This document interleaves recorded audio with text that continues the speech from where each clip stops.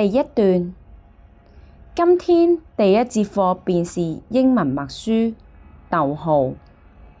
同學們都有點緊張，句號。由於昨晚播放的電視劇太精彩了，逗號，所以許多同學都只顧看電視，逗號，忘了溫習，句號。第二段，教英文的麥老師是個很嚴肅的人，逗號，他說過要默書，逗號，就絕不會改期，句號。第三段，上課鈴開引號，叮鈴叮鈴閂引號地響了，逗號，大家念念有詞，逗號，作最後的記憶，句號。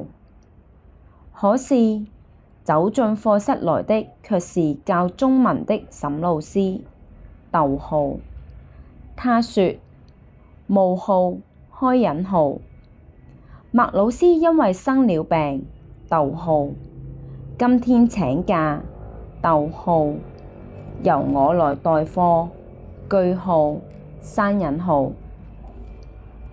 第四段，他一宣佈，逗號，課室裏立即爆發出一聲冒號開引號，好啊！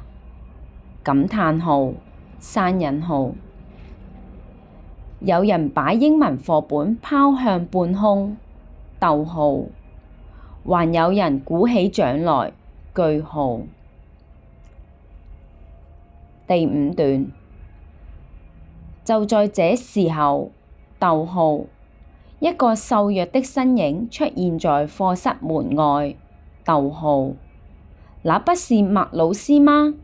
問號。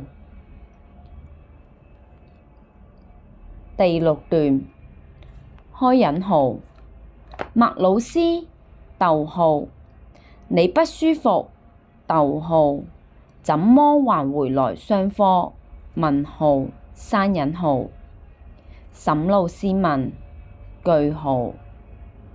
第七段，開引號，吃了藥，逗號，好多了，逗號，覺得不應該懶惰，句號，閂引號。麥老師說，句號。第八段，於是大家一聲不響地默書，逗號，不過有好幾對耳朵是通紅通紅的，句號，耳朵的主人相信，逗號，剛才喊開引號，好啊，閂引號的時候，逗號，一定被麥老師聽見了，句號。